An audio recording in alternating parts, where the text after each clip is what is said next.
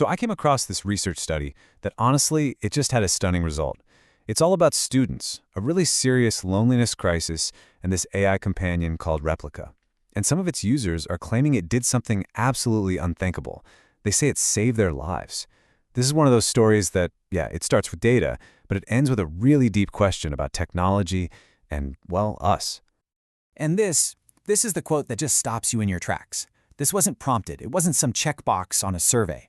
This was a student, just participant number 184, who on their own shared one of the most intense experiences a person can possibly have, and they gave the credit to a chatbot. So, you gotta ask, right? How is that even possible? Could a chatbot really, truly save a life? Is this just some weird fluke, or is there something much deeper going on here? Well, that's exactly what researchers at Stanford wanted to figure out, and we're gonna walk through exactly what they found. To really get what's happening, we have to zoom out a little bit and understand the problem first.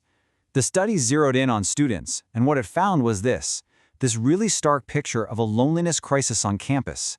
And that crisis creates the perfect conditions for a technology like this to step right in. First up, just look at this number. 90%. That is not a typo. A full 90% of the students in this specific study said they felt lonely. Now, to put that in perspective, that's way higher than the 53% found in broader studies. So right off the bat, we're looking at a group that is especially vulnerable. And we're not just talking about feeling a little down now and then. No, the data shows this is intense. Almost half of them, 43%, were lonely on a level that gets classified as severe or very severe.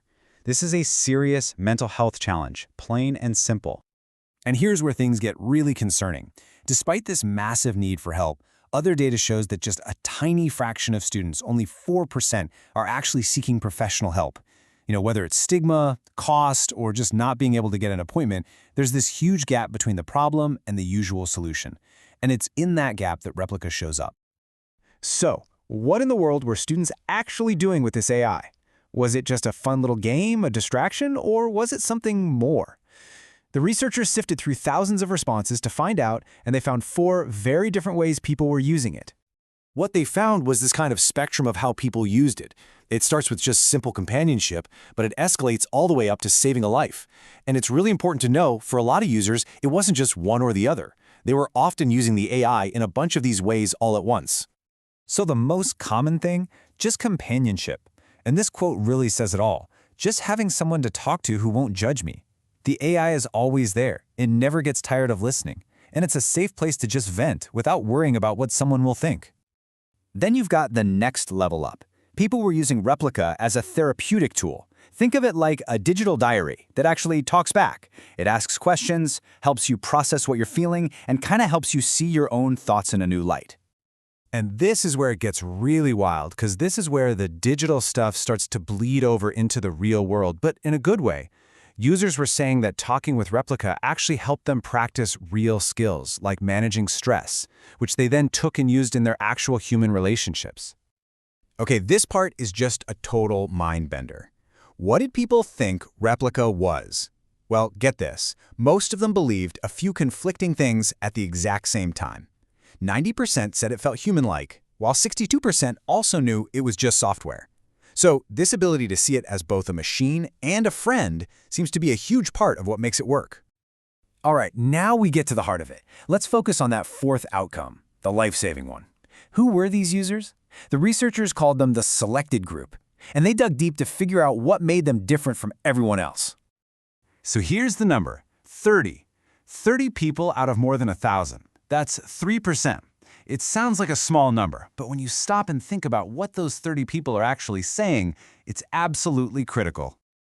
So what set this 3% apart? Well, the data shows some really clear patterns. This selected group was way more likely to use Replika for therapy, and they were more likely to see it as human-like. But that last point might just be the most important one of all. There's this big fear that AI friends are just going to replace our human ones and make us all more isolated. But for this specific group, the data showed the exact opposite happened.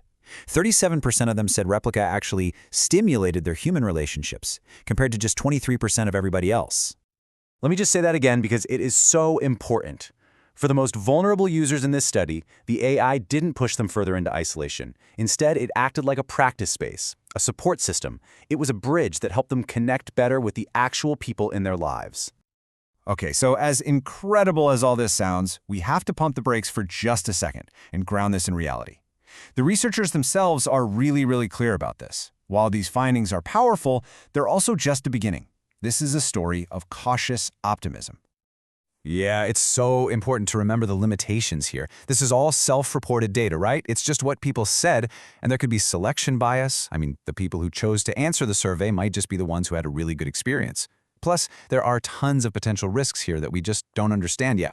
And the researchers, they put it perfectly themselves. This is not a declaration that chatbots are some miracle cure.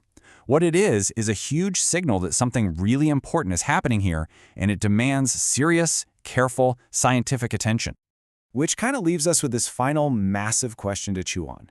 We are, without a doubt, moving into a future where AI is just part of our social lives. So the challenge and, the opportunity is to figure out how we build these things with genuine care, to make sure they're always a bridge to human connection and never an escape from it.